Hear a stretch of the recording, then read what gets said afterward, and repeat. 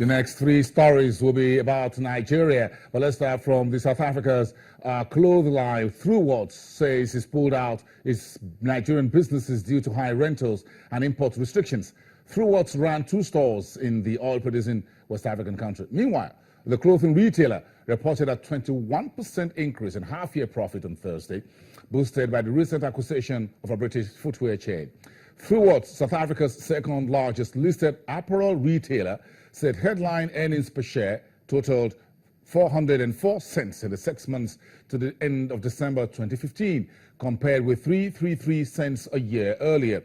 The Cape Town-based company last November bought British footwear retailer Office for 5.5 billion South African rand.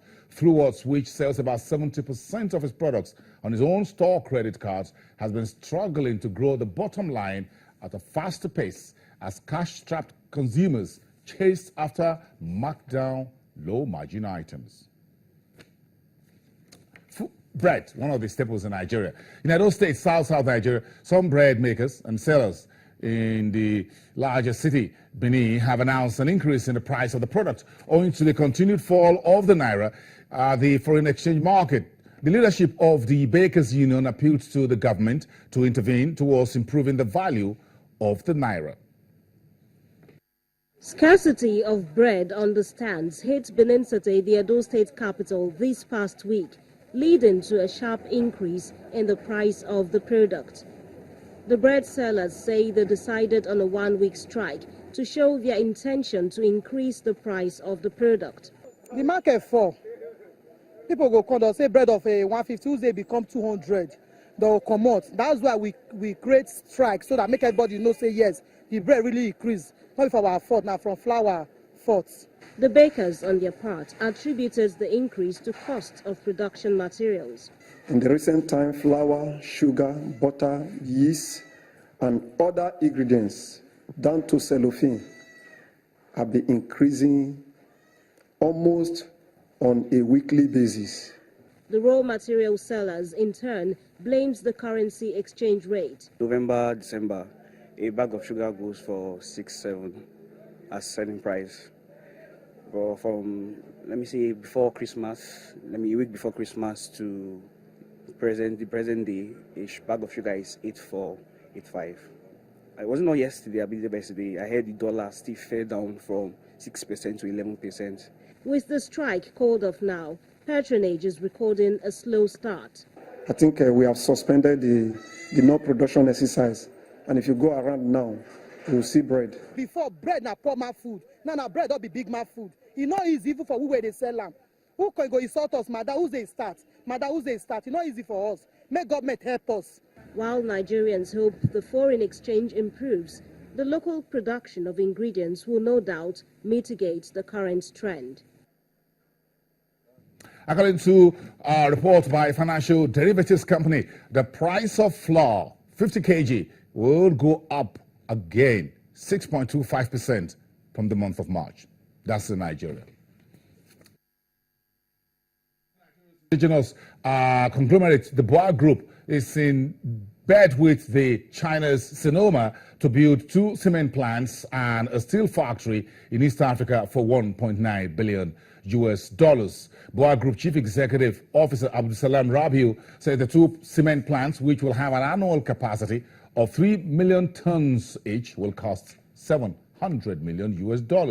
The steel plants will have a capacity of 1.2 million tons and will cost $1.2 billion.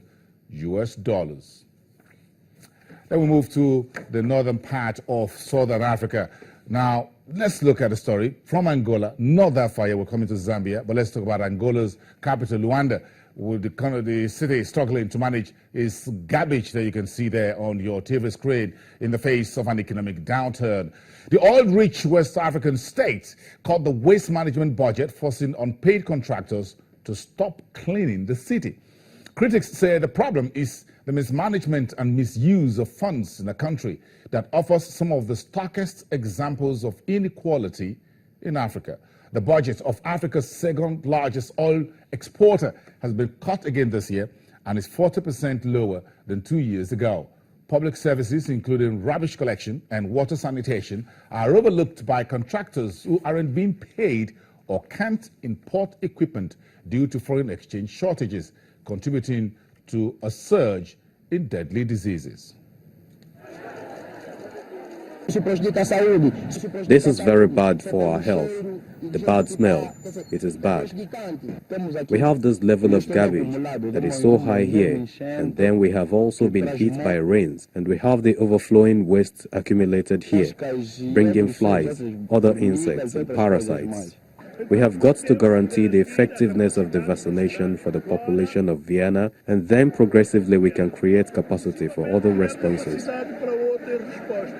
In a way, this proposed model in terms of thinking could work, but the municipal authorities need to have the power, need to be able to enforce, and need to be able to have the funds to be able to enforce those projects. Yeah.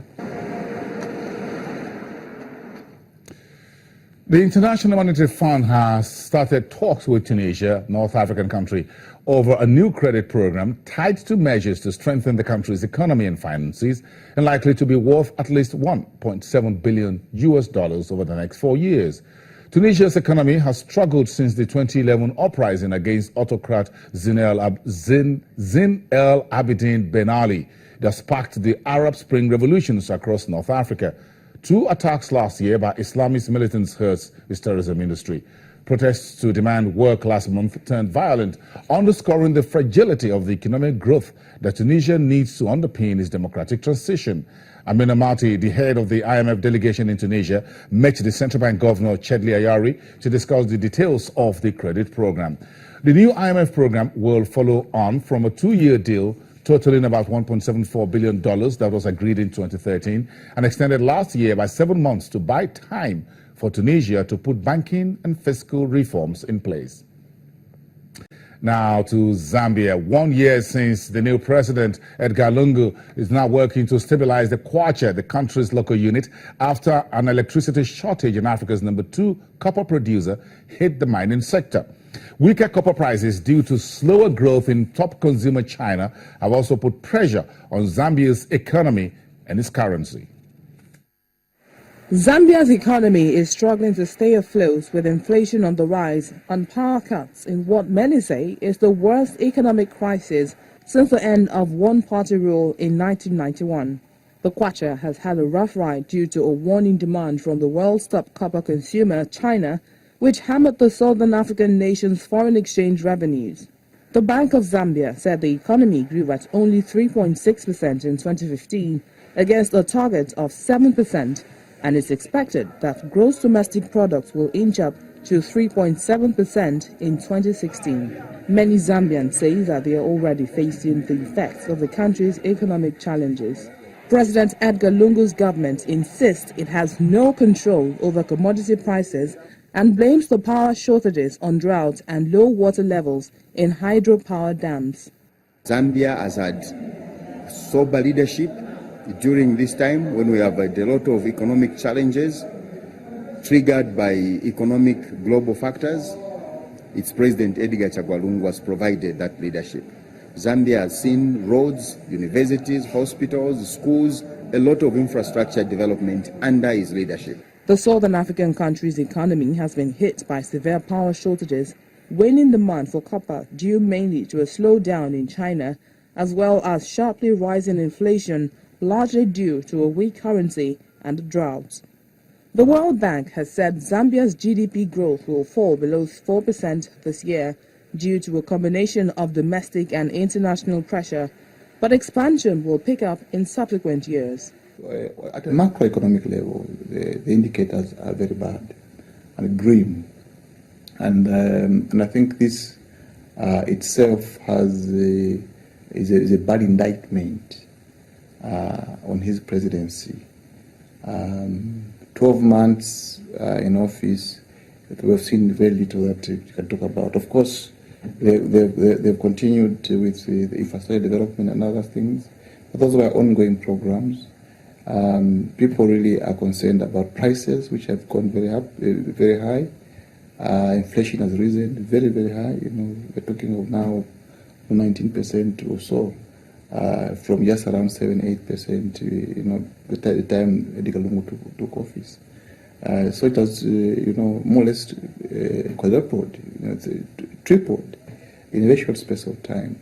Zambia has resumed issuing new mining licenses and was granting renewal and transfer of rights, which it had suspended in August last year, among other efforts to boost growth.